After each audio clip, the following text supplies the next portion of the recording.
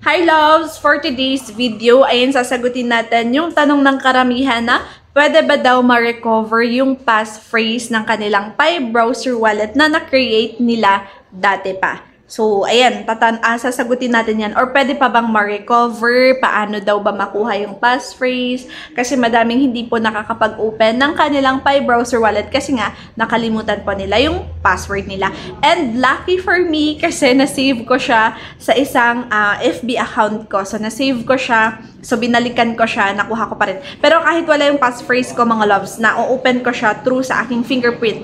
So, naka-register ata yung fingerprint ko, mga loves, kasi unlock with fingerprint na, unlock ko naman siya. So, hindi ako nag-register nito. Doon sa isang phone ako nag-register. Doon sa aking merong fingerprint na phone ko dati. Pero ngayon, new kasi yung phone ko na to. So, okay naman siya. Na-unlock ko siya. Okay? So, ngayon, pupunta tayo sa Pi browser wallet. Ayun, makikita nyo, mag-unlock ako with fingerprint. So, unlock with fingerprint tayo. And then, yan.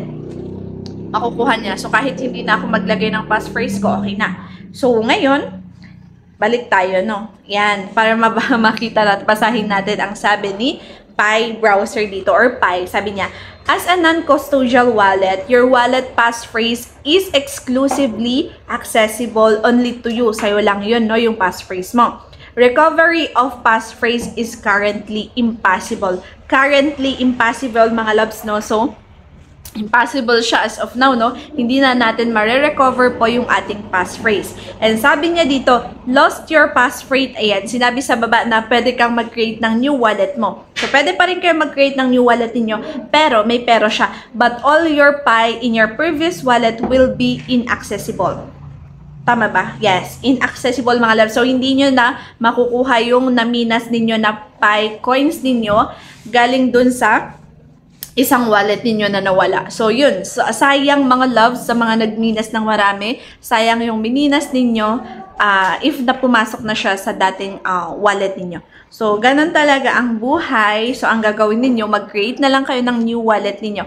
Or lalong-lalo na yung mga na-hack yung kanilang wallet, na-hack yung kanilang Pi wallet, no? Magpalit na kayo ng bago, okay?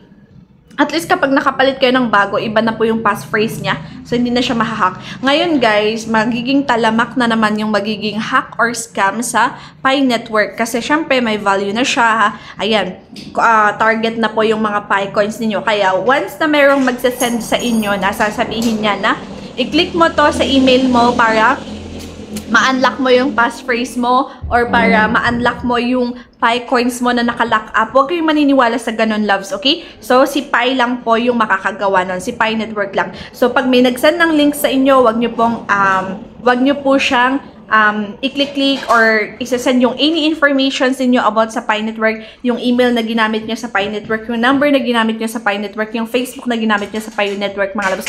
Huwag nyo pong isa-send yung mga yun, or kung may hinihingi sila na naman na code sa inyo, na mga PIN or mga passphrase, nako, mga love, sabi, binabalaan ko na kayo kasi ngayon pa lang, later on, magiging talamak po ang mga scam and hacks, lalong-lalo na sa mga, yan, target nila yung mga Pi users, diba? So, yun.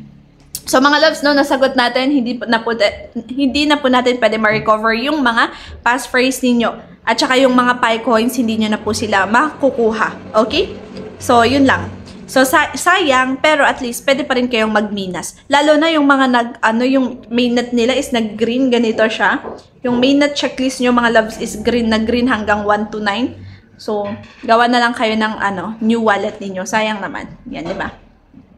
Sayang, pero it's okay. Kasi, ngayon pa lang nag-earn ng value si Pi, diba? So, nagsa-start pa lang si Pi network. Paano na yan? After 1 year, 2 years, 3 years, diba? So, tataas pa rin yan yung value ni Pi.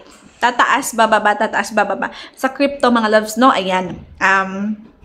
Reminder lang sa mga bago sa Pi, no? Sa crypto, mga loves, ang presyo po ng Pi coins is baba-taas lang po yan. Hindi po siya steady, no? Hindi siya steady po. So, tumataas, bumababa. Ayan, makikita natin yung Pi. Makikita nyo yung chart niya, nagaganon-ganon lang siya.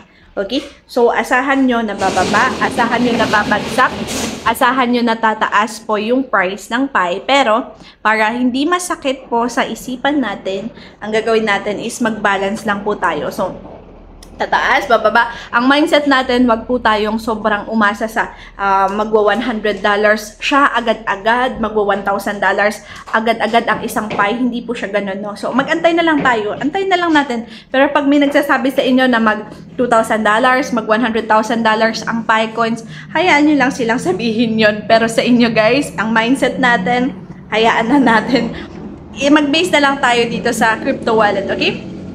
Kasi, kapag pag mataas kasi yung expectations natin, masakit po talaga yan. Tapos, mataas pala expectation mo, biglang back to zero or back to $0.1 pala, diba? Bagsak na bagsak. Masasaktan ka dun. So, ayan. No, inaano ko lang yung mindset niyo, inaano ko lang yung emotions niyo. Just in case in the future, okay? So, yun lang share ko. Actually, about sa passphrase, pero napunta na tayo sa, hindi, nag-share lang ako para at least na, yan, hindi tayo maloko, hindi tayo masaktan, sure. So, yun na yung share ko sa inyo. Mag-comment kayo pag meron kayong gustong tutorials na hindi pa natin nasagutan, okay? Comment lang po kayo mga loves, and thank you so much po for watching.